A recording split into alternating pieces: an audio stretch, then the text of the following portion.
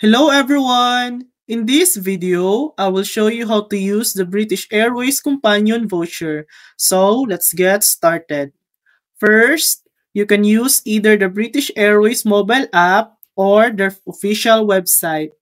To get the app, go to the Play Store or App Store and search British Airways and tap Install. In this tutorial, I'll use their website. Open your favorite browser, search for British Airways, and tap the top result to open the site. This is where you'll see your flights or search for new ones. Log into your British Airways Executive Club account.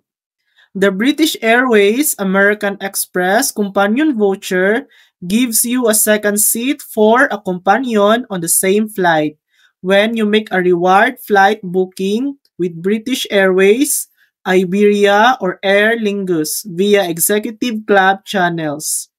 Once logged in, click Book at the top of the page and select Book a Flight with Avios or go to My e-Vouchers section. Choose the companion voucher you want to use and search for reward flights. And that's it.